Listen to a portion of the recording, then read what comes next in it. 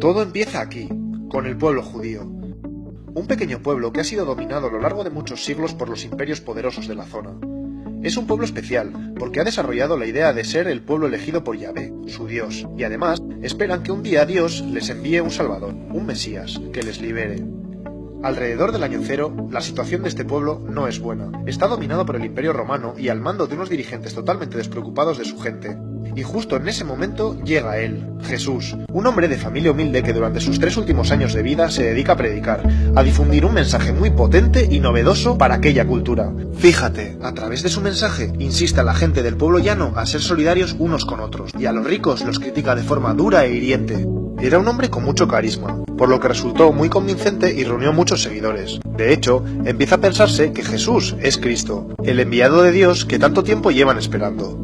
Se hace tan popular que se convierte en una figura muy incómoda para las autoridades judías y acaban matándolo en la cruz. Pero con ello no consiguen su objetivo. Como sabes, Jesús tuvo 12 grandes discípulos, los 12 apóstoles. Estos se convierten en los grandes profetas de su mensaje, primero en Judea, pero luego, al ser también perseguidos, se dispersan a lo largo del imperio. Ahora, estos tienen sus seguidores, a los que llamarán cristianos, y así se van creando comunidades de cristianos. Estos van organizándose y colocan al frente de cada una de ellas un supervisor, el obispo. Y siguen las persecuciones. De hecho, durante diferentes épocas las autoridades del imperio persiguen e incluso condenan a muerte a los llamados cristianos. Surge así la figura de mártir. Todo cambia en el 313. Los seguidores de la nueva religión son cada vez más, y el emperador de entonces, Constantino, quiere tenerlos de su lado. ¿Qué hace entonces? Legaliza el cristianismo. Así se acaban las persecuciones y para el siglo V el cristianismo se extiende ya por todo el imperio. Pasa a convertirse así en la religión oficial. Y se seguirá expandiendo hacia el norte poco a poco. De aquí en adelante, cuanto más grande es la ciudad que dirige, mayor es la reputación del obispo. Y cuando el imperio se parte en dos, los obispos más importantes son el de Constantinopla en esta parte de aquí y el de Roma en esta parte de aquí. A este pronto empezará a llamársele Papa. A partir de ahora, las cosas se ponen feas.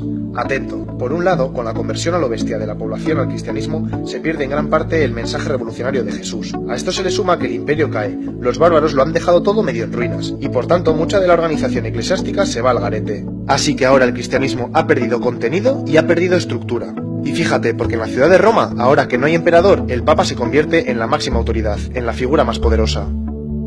Atento, porque en esta otra zona están pasando cosas importantes. En el siglo VII surge una nueva religión en Arabia, el Islam. Toda una revolución en el mundo árabe y con gran dinámica militar. Pues bien, el Islam va ocupando toda esta zona, hasta llegar aquí, incluso hasta Roma.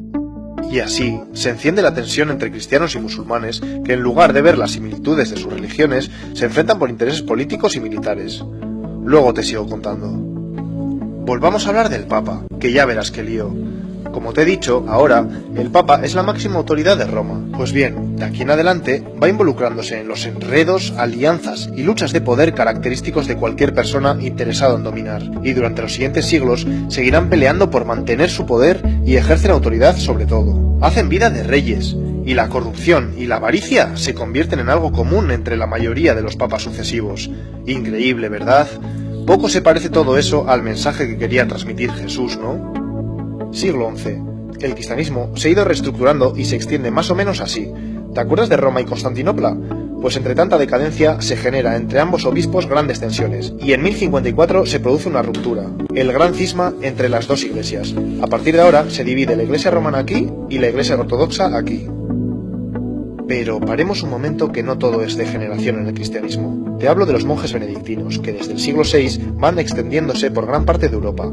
Estos, siguiendo la esencia de la palabra de Jesús, se organizan en monasterios y ayudan a la gente de los pueblos próximos a reorganizarse y a mejorar la calidad de sus vidas, que por entonces era miserable. Esto es otra cosa, ¿no? Y ya verás, a lo largo de la historia van a existir dos mundos dentro del cristianismo. La iglesia de base, más humana y sensibilizada con las necesidades sociales del mundo, y la de la jerarquía, centrada mucho más en mantener su estatus. Volvemos a la tensión entre cristianismo e islam. Lo de ahora te suena seguro. Por un lado, en la península ibérica se produce la Reconquista, de 722 a 1492. Los ejércitos cristianos van ganándole terreno a los musulmanes hasta recuperar todo esto. Por otro lado, A principios del siglo XI empiezan las famosas cruzadas. Los papas, en lugar de buscar un acercamiento con el Islam, entre este año y este año, arman ejércitos compuestos por soldados europeos, que en nombre de Dios y el cristianismo acuden a los santos lugares, a los sitios donde surgió todo, para liberarlos. Aunque te cuento una cosa, el objetivo de fondo era poder tener control sobre el Mediterráneo, que como sabes tiene un gran interés comercial. Bueno, pues a partir de estos 2 episodios se intensifica el conflicto Islam-cristianismo y se mantiene durante siglos. Paralelamente está ocurriendo otro episodio oscuro. En 1184 surge la Inquisición, que fue especialmente importante en toda esta zona. Te explico. A lo largo de más o menos 6 siglos, todo aquel que cuestiona la doctrina oficial cristiana se le considera hereje, y ser hereje es ser enemigo de la Iglesia, así que la Inquisición lo persigue, lo castiga, tortura e incluso mata. ¿Te acuerdas de los mártires de la época del Imperio Romano? Ya ves que para esta época se le ha dado la vuelta a la tortilla. Pero no todos son sombras en la Iglesia. Antes te he hablado de los monjes benedictinos y su labor de ayuda, pues para ahora han surgido nuevas órdenes religiosas. Cistercienses, los cartujos y cartujas, los franciscanos, las monjas clarisas y los dominicos y dominicas. Todos ellos tienen como misión atender a necesitados y ayudar a los pobres. Mejor así, ¿no? Atento ahora, porque sucede algo importante. En el siglo XVI aparece en escena Martín Lutero, un monje alemán que se queda escandalizado cuando va a Roma y se encuentra con todo el desastre que te he contado de la jerarquía eclesiástica. Así que emprende lo que se conoce como la Reforma Protestante. Busca la reforma, el cambio radical de la estructura de la Iglesia. Pues bien, como reacción se produce el famoso Concilio de Trento, reunión de obispos. ¿Qué deciden? Pues justo lo contrario, dar más valor a la figura del Papa y alto clero y por tanto jerarquizar aún más el asunto. ¿Qué pasa entonces? Pues que el luteranismo se separa de la Iglesia romana. Posteriormente, otros movimientos religiosos hacen lo mismo y crean iglesias protestantes por toda esta zona. Y también en Inglaterra, donde el rey Enrique VIII quiere divorciarse de su mujer, pero como el Papa de entonces no le da permiso, se enfada y opta por romper con la Iglesia romana. Así se crea la Iglesia evangelista. Ya ves, la Iglesia romana se ha reducido geográficamente y comienza a autodenominarse católica. Pero espera, que entonces llega la época de la expansión de Europa por todo el mundo. En la medida que los países de Europa van conquistando territorios, llevan ahí su religión y a sus misioneros, y el cristianismo se expande por todos estos sitios, más o menos así. Paremos un poco que te cuento algo. San Ignacio de Loyola funda la Congregación de los Jesuitas, un grupo de religiosos más dinámicos y con mayor impulso de expandir su fe. Y lo hicieron por todo el mundo, pero de forma algo diferente. En lugar de dejar que los conquistadores dominaran a las poblaciones indígenas y les sometieran, ellos luchaban por reorganizarles. Ante todo aquí. A los conquistadores no les gusta esta jugada y consiguen que el Papa les condene y los suprima. No más jesuitas por estas tierras por una temporada.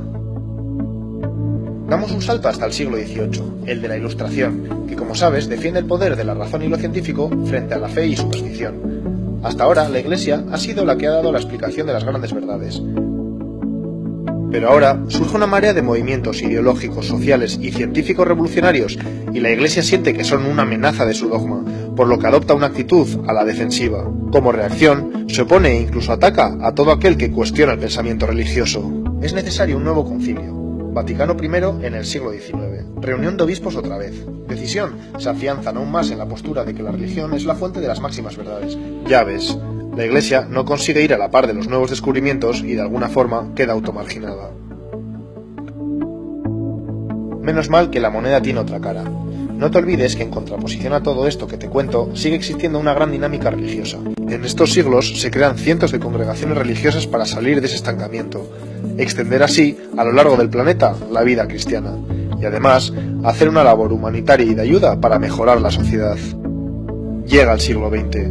Con todos los desastres de las guerras mundiales y ante el encierro del pensamiento de la Iglesia que te he contado, progresivamente surge la teología de la liberación. Los seguidores de la teología de la liberación desean un cambio en la dinámica que ha adquirido la Iglesia, y así centrarse en los verdaderos problemas sociales del mundo para solucionarlos.